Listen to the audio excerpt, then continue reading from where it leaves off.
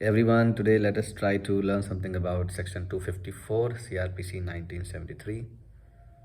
This section 254 is in chapter number 20 of CRPC, and this chapter it deals with trial of summons cases by magistrate.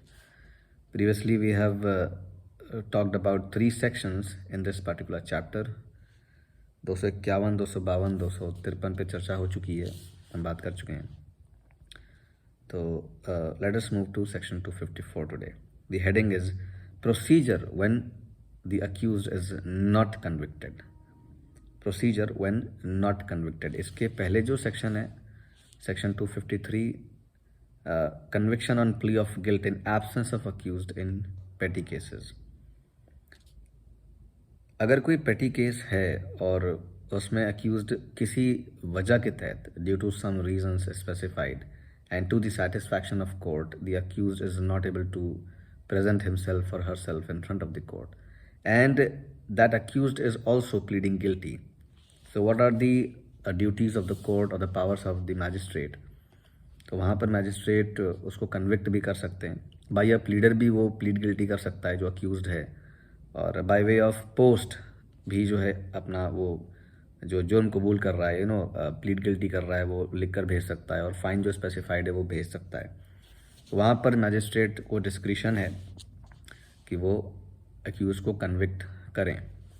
और अगर pleader के through वो जो है plead guilty कर रहा है तो वहाँ पर भी उस केस में भी magistrate can convict the accused and should record that plea as nearly as possible in the language or the words used by the pleader. So this is in short about section 253 जिस पर हम already बात कर चुके हैं. आगे बढ़ते हैं.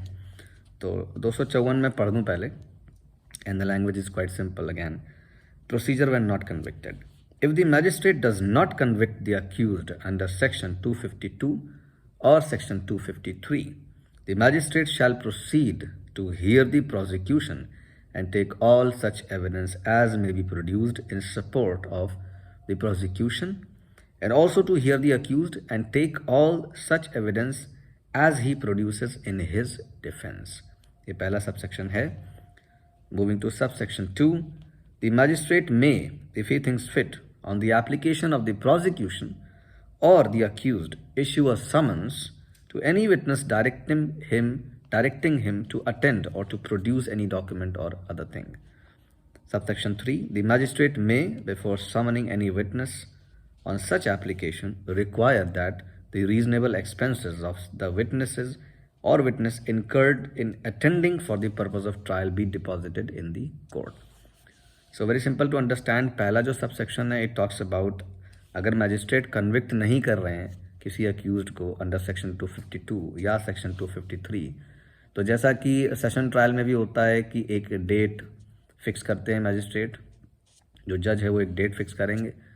उस डेट पर एविडेंस को जो है वो ही is going to call for evidence. जो प्रोसिक्यूशन है उसका एविडेंस पहले, उसके बाद डिफेंस के एविडेंस को बुलाते हैं.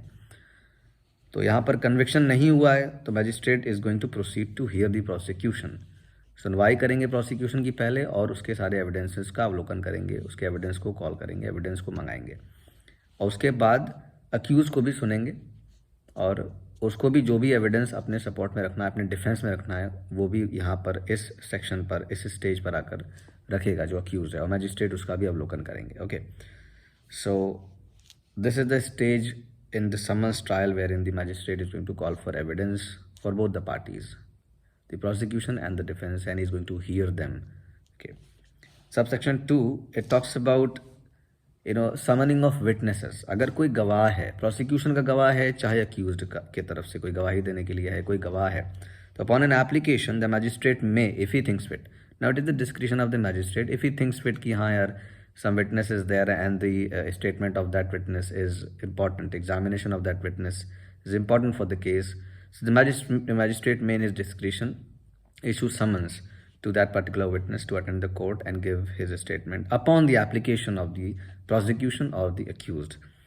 Okay, magistrate may, if he thinks fit, on the application of the prosecution or the accused, issue a summons to any witness directing him to attend or to produce any document or other thing.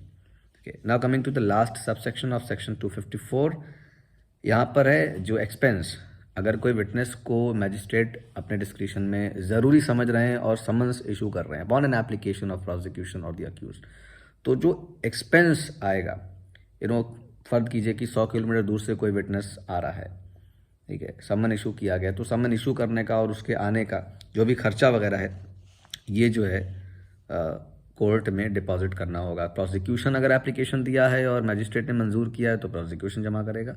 अगर accused ने application दी है, उसकी application मंजूर हुई है, उसके तरफ से कोई विटनेस है, उसको बुलाया जा रहा है, तो फिर यहाँ पे डिफेंस फिर जो है वो खर्चा जमा करेगा कोर्ट में। Okay, the reasonable expenses of the witness incurred in attending for the purpose of the trial be deposited in the court. तो गवाह के हाजिर होने में जो भी खर्चा है वो चाहे अगर डिफेंस ने अप्लाई किया है या प्रोसिक्यूशन ने, दोनों में से जिसने किया है वो एक्सपेंस को डिपॉजिट करेंगे कोर्ट में।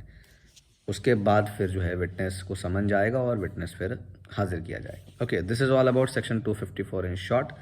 And again once again I like to recap it.